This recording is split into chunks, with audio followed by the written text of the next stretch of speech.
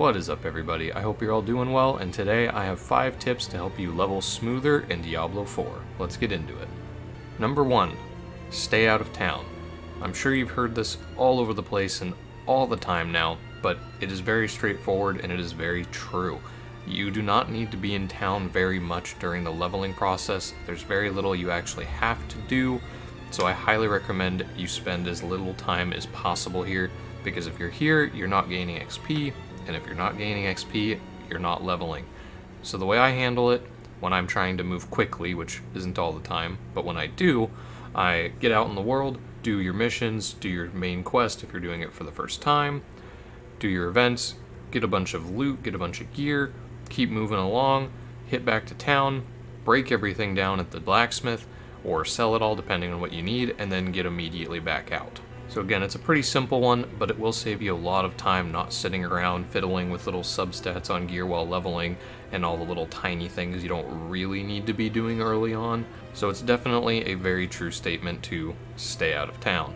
Number 2 is also a fairly straightforward one, but does pay off in the end, which is always have a potion going. There are a lot of different potions. They're very easy to get. You can craft most of them in the game from right here at a alchemist, and most major cities have one.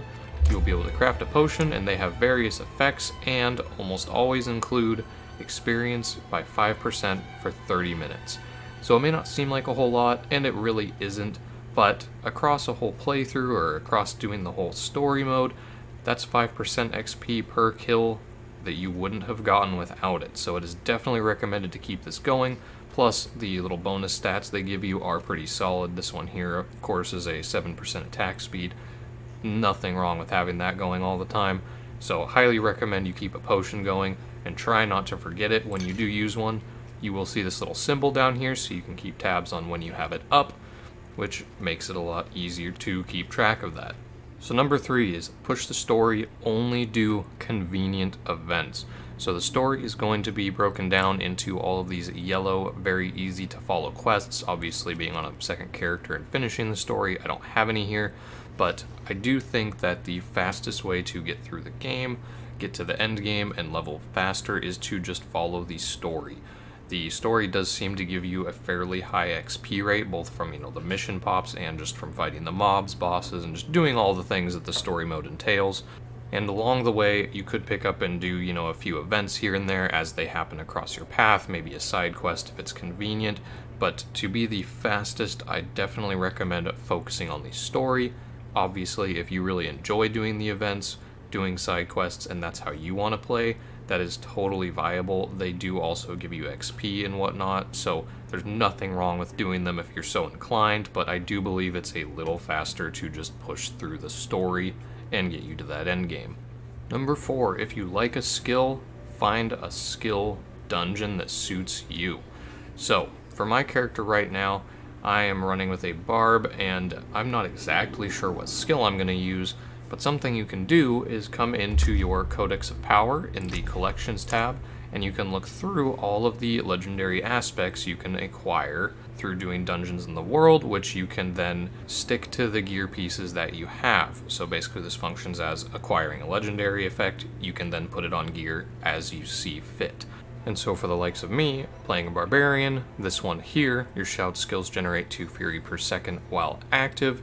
This would be a very good overall ability to have because you almost always use shouts, and having to build up your fury in order to use your damaging skills, having an effect like this would be very, very nice while leveling, because I would have to fight using the auto attacks and building fury normally. I wouldn't have to fight that as much. So something like this, a nice utility, or if there's one that works for a skill you like that's a nice damage boost, something like that can help you get through the campaign a lot faster, and they're fairly easy to acquire, and you can even come in here and pin it on the map. So if you say you wanted this one, you pin it on the map, and you are now tracking it, so it will just run you all the way down to where it is, so you can get it found, go get your effect, slap it on gear, and get leveling faster. Number 5, so this is one I actually did incorrectly and struggled with in my first main story playthrough. What I did was played a druid, which, at least for me and my whole group, has been a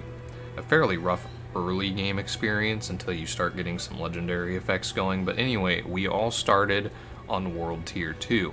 Now, World Tier 2, monsters have 20% increased experience and 15% more gold, and it just says enemies are more challenging. So you might think, oh, 20% XP, I'll level faster, this will be great. It's not necessarily the case. So 20% is a nice boost to XP, but if it takes you 3 or 4 times as long to kill any monster there is, you will probably level a lot faster just playing in World Tier 1, especially doing the campaign, or the story mode. So obviously you can feel this one out. Maybe you get a really good drop, maybe you're following a really good build guide that sets you up for a very nice early game.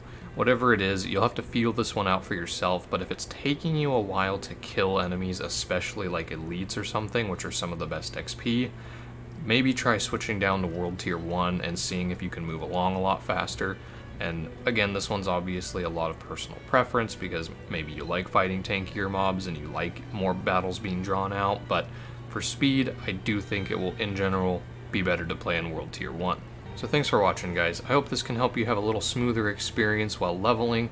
Let me know down below if there's anything that you found really helpful while leveling up, and I will see you guys in the next one. Bye.